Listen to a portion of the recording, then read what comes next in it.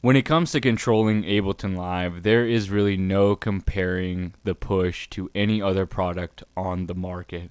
The Push 3 has the entire Ableton software and standalone, and even the Push 2 that came out 10 years ago integrates with Ableton in such a way that a keyboard and a mouse become optional for experienced users. With that said, a new competitor has entered the market. The Ableton Move appears on the outside as nothing more than a reduced push. But is it too reduced? In this video, I am going to be comparing the Ableton Move to the Ableton Push 2 as MIDI controllers for Ableton Live. Right now, you can pick up a used Push 2 for around the same price as the Move, if not cheaper. So with that said, is the Ableton Move a worthy upgrade for Push 2 owners? Can the 10-year-old Push 2 stack up to Ableton's newest product? And is the Ableton Move too limited overall? Today we are going to be exploring these questions and more. So starting with Move, we have a standalone groove box that can also act as a MIDI controller, which is the functionality that we're going to be focusing on today. The hardware itself is sturdy and well made with nice feeling pads and buttons. The screen is unfortunately really small. It's actually so small that you almost don't feel like it's there, but the touch sensitive knobs make up for everything. This controller only has 4 tracks covered at a single time, but you can navigate to all of the other tracks just like you could if you had more than 8 using the Push. And so in order to navigate those tracks, you just go into the session mode and you can see your different tracks. Here's the master track we have selected. Here's our 5th track, 4th, 3rd, 2nd, 1st, and they'll be spaced differently depending on how many tracks you have here. So let's just go back to the second. One key feature of the Move is its MIDI capture function. So the Push actually does not have this dedicated button, but the Move does, and it's very handy to have available. As a MIDI controller, the Move also has the capability to act as an audio interface, so you can utilize its 3.5mm input and output, as well as its built-in speakers and built-in microphone. I've found myself using this feature way more than I expected, and it is honestly the main reason that I made this video and wanted to compare these two devices as MIDI controllers. I'll be using the Move as an audio interface and MIDI controller throughout this comparison, and that will ultimately hold weight in my final opinion. Now let's talk about the Push 2 and its beautiful high quality display that takes up most of the width of the device. You really can see everything that Ableton has to offer right here on this screen. There are also a ton of buttons, and their purposes are more intuitive than that on the Move. For instance, I'll show the fixed velocity option on Move is right here with this little icon, but the fixed velocity on Push is actually this accent button. And so you can see here it lights up, and that makes perfect sense. It's right next to the repeat button. Personally, I prefer the build quality of the buttons on the Move. I think the ones on the Push can feel a little bit gummy sometimes. The overall Push 2 build quality feels slightly cheaper than the Move, and the touch-sensitive knobs are a feature that I love on both products, but the Move's overall construction has a better feel. I guess this is to be expected with 10 years of difference between the products. One key feature of the Push is this little touch strip on the side here, and this actually allows you to bend notes and do other really nice things with MIDI expression. Beyond that, the pads are very similar to the ones on Move. There are just obviously way more of them. And unfortunately, the Push 2 does not have any audio in or audio out capability. Finally, I have to state the obvious, but the Push 2 is huge. It requires external power, and the Move is light and portable and even has its own built-in battery. And so I think that covers the main differences between both devices. Now that we understand the devices, let's compare how well they do their job. So I have a session loaded up from a project that I started on the Move in standalone mode, and let's make some drum patterns to compare these devices. So far, this is what I've got.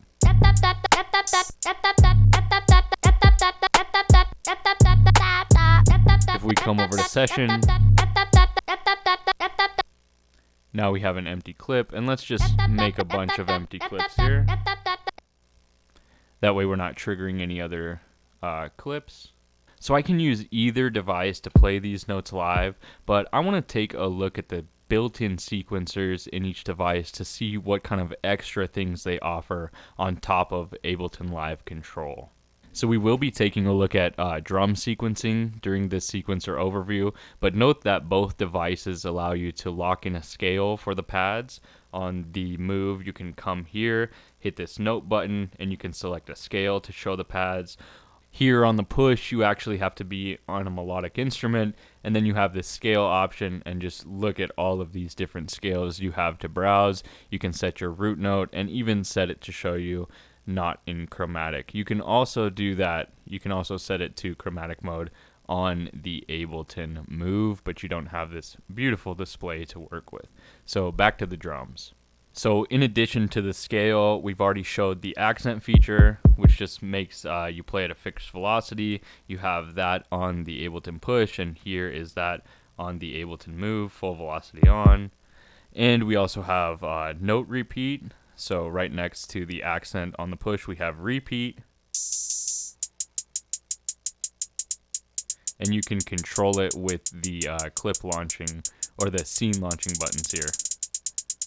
And you have access to triplets, which is really nice. Similarly, on the Ableton Move, we have this note repeat function, and we can adjust the repeat rate here with the main encoder.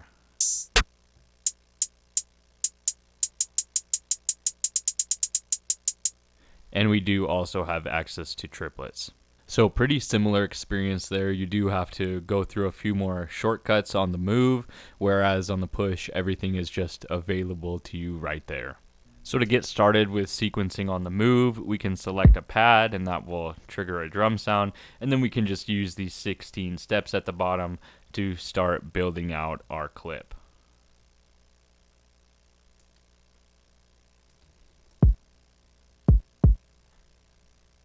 We can adjust the size of the clip with this little loop option here.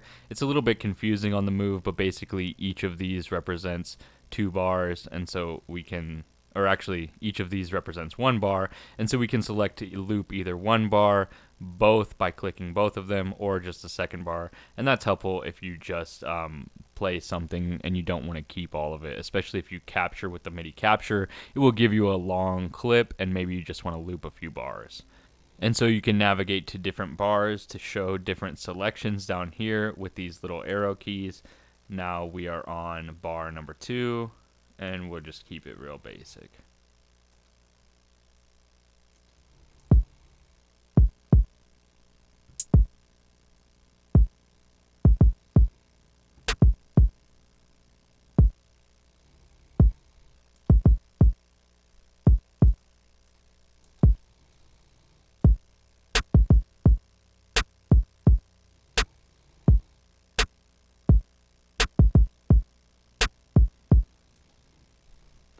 And so if we wanted to adjust some information on those notes, we can hold down one of the notes. Here we can adjust the actual length of the note. We can nudge the note left and right. We can also adjust the velocity of the note with the main encoder. So you really have full access to control the notes on the Ableton Move. It looks a little bit better on the Push, as you'll see in a moment, but I just want to call out that all of these parameters are available to you on the Move itself. So now let's take a look at the Push 2. We have our drum rack selected, and I think I just want to add in some hi-hats. Let's take off note repeat as well as accent, and if we hit the layout tab here, we have a few different sequencers actually. So we have a few different layouts on the actual Push itself. If we were looking at the device view before, we can go ahead and select the clip to actually see the MIDI information. Now additionally, what we can do is we can actually access the top half of these pads as a sequencer, and there's quite a few different sequencers. The one that I like to use the most is this 16 velocities. So you can see we select a pad here, and these all represent 16 different velocities of that pad, and we can select one single velocity to program into the actual step sequence. So check this out. And now we have all of these with the velocity sensitive information. So I actually want to take those out and make them probably a bit quieter. Yeah, so we can do that.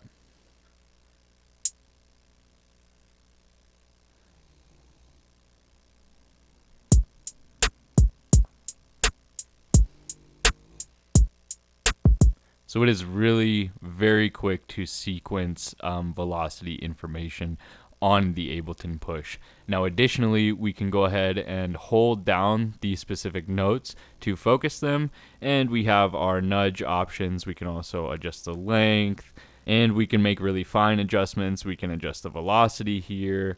We can also make a range and set a probability to what the velocity could do. So that is also a very way to set up velocity, I guess, dynamic or velocity variation. And so, yeah, it's really quick. We just hold down the actual pad. And so it is very similar on the Move. However, this is just a really nice visual display on how to do all of the same stuff we can do on the Move. Now, one call out that I do want to make here is the pitch grid. Why can't we change this 16 velocities into 16 pitches? And I would expect that we would be able to do this on the Move because that's actually some of the built-in functionality of the Move.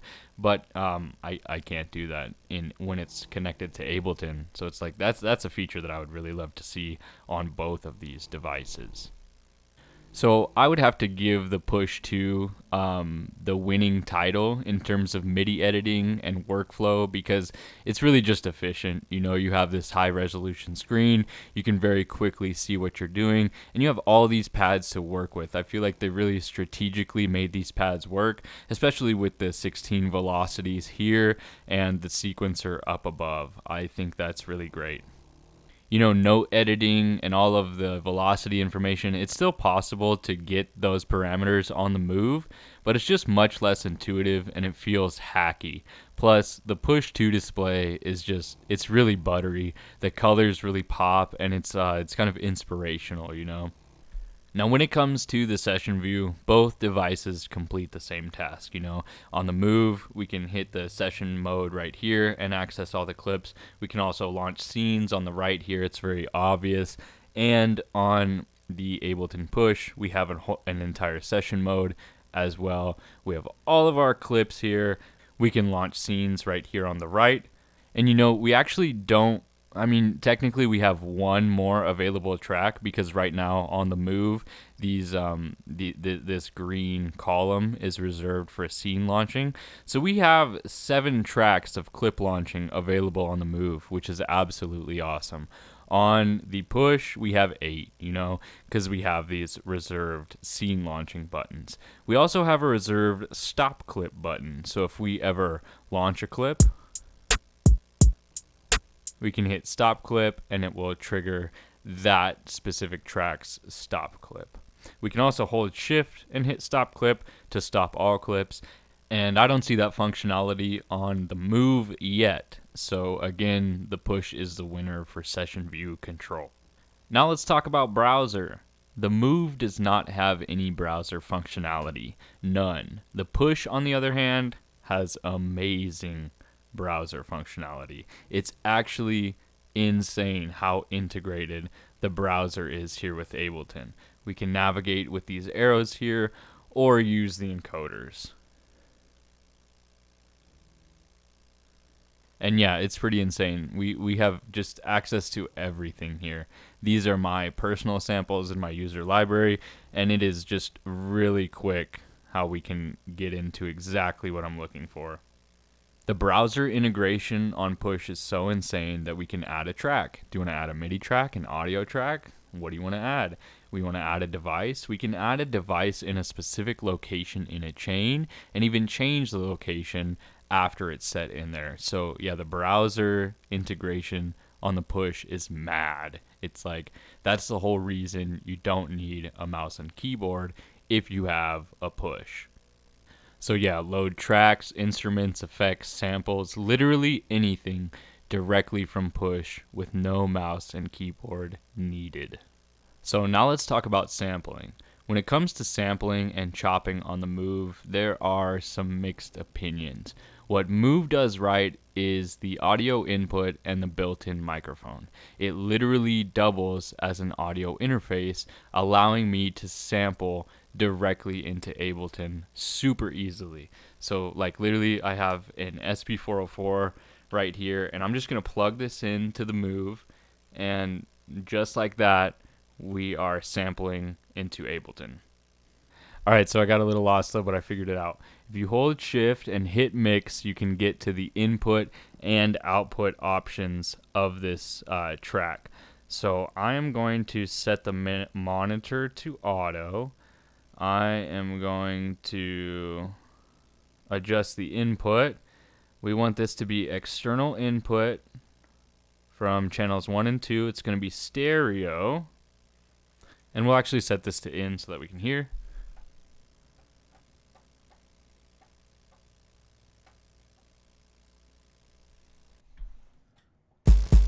And so yeah, I'm not sure how well you can hear that, but we have literally just set up so that we can sample directly from the SP404 into the Ableton Move. And so I just wanted to demonstrate how quickly that was and to preemptively go over some of the mixing control that you get with the Ableton Push. We'll come back to this screen. Let's go back to our clip view. Now, unfortunately, although we can sample directly into Move, which goes into Ableton, we cannot send audio from Move standalone instruments and effects into Ableton while using it as an audio interface. But hopefully that changes soon. Overall, the I/O that it provides as a MIDI controller is something to heavily consider when comparing the benefits of each device. So it would be really nice to also see the Ableton Move get something unique like a pitch grid. I think that's definitely missing because that's something we could do in standalone mode, which is kind of crazy. Now back to the Push 2. In terms of sampling, it has the entire capability of Ableton Live behind it. So that makes all of the chopping capabilities far beyond that of the Move, with the addition of more effects and etc. You know, there are several different ways to chop samples in Ableton, and so there are several different ways to do it on the Push, and you have access to all of them in their entirety. And if you're using native Ableton Live choppers like the Simpler or the Sampler, or a basic drum rack with a drum sampler like we are here now, you're going to get the waveform fully on the display. It's going to look beautiful. You're going to have all the controls. It's just the best part of sampling. But there are no ins and outs, you know. It's a MIDI device. That's all it is. It's just a MIDI device. And so the Push can't send audio to Ableton like the Move can, and there are no built-in microphones, so you're left to be a file junkie or get some external audio interface. But yeah, overall, both devices are capable samplers, but everything's just easier on the Push. You can kind of see the theme of this video. The added benefit of the Ableton Move is that you get an audio interface and a MIDI controller that pretty much does a majority of what the Push can do, except for this next section. So now I want to talk about mixing. You know, the Move has little to no mixing capability. That is really not true, but there should be like a dedicated mix mode or something like there are on Push. Mixing on the Move is not very user friendly. You know, basic panning and track volume are extremely separated and they take too much time to access. It makes more sense just to use a mouse and keyboard if you have a Move, you know. So the basics that we get is that we can hold a track down and adjust the track volume with the main encoder. We can also do the same for a sample. We can hold a sample down and adjust that specific sample's volume. And we can do the same for panning, but we can't really move between devices in an effects chain. One thing that I do want to call out is, you know, I have these plugins. I'll just like put a compressor plugin onto this audio channel, and you'll see that on the Move, we have access to adjust the parameters of this third-party VST. Now, it's definitely not as good as it is on the Push. On the Push, we can actually kind of see them and have more values available. But it's pretty good integration. That's pretty impressive that not just native Ableton plugins will be affectable by the Move. But you will need to click on each device in order to focus it and then access its parameters on Move. However, the parameters are still accessible, which is great. You know, these ancient Waves 10 plugins can be controlled by the Move, and the touch sensitive knobs tell me exactly what I am adjusting, so I guess it's not bad. Now when it comes to the Push, you can already see where it's going. Yeah, the Push goes hard. Access to all the devices quickly. We can move between the different devices. So like if we expand this plugin, right now there are only 8 parameters because this is a small, yeah, I guess there's only, wow, this is a bad example, but if there were more than 8 parameters, we'd get a second bank here, and then we can switch into this bank and have access to all of the parameters, which we would not be able to on the Ableton Move. So now going back to mixing on Move, I mean, this is just beautiful. We can see all of our tracks here. The panning is quickly accessible. If we had sends in this project, here, let me create one real quick. I will add a track. We'll add a return track, and we'll just load up an empty one. If we go back to mix, now you can see we have sends available for each of the tracks. This is literally the best thing ever. We can even expand racks and get the volume information. This is like an old school problem. I have a Novation Impulse 25 and I cannot access nested tracks. Like if a track is nested in a rack, I have no way to access the parameters, the volume, anything that I could with my awesome controller I can't do. But on the Ableton Push, yeah, you better expect that you can do that. And then also, like I said in my browser section, we can add new devices or even full tracks directly from the Push. And in terms of mute and solo, the Push has dedicated buttons to mute and solo each track. Whereas the Move, on the other hand, only allows you to mute specific tracks. Now in general, I have used a lot of MIDI controllers made specifically for Ableton, and nothing comes close to the Push. With that said, I use the Ableton Move more in my workflow. For me, it comes down to functionality and efficiency. A MIDI controller with a built-in audio interface is something that truly justifies the space that a MIDI controller takes up in the studio. The Move can truly replace a minimal audio interface needs, and it has the added benefit of MIDI control for most of what you need in Ableton Live. Not to mention, the Move is absolutely tiny compared to the Push, and it doesn't require any external power. The Move also acts as a standalone device, and projects perfectly integrate with Ableton. With all this said, I think I just need to save up for 20 years and get a loan for a Push 3. Then I'll have the audio interface capability of Move and the Ableton Live integration of Push. Peace.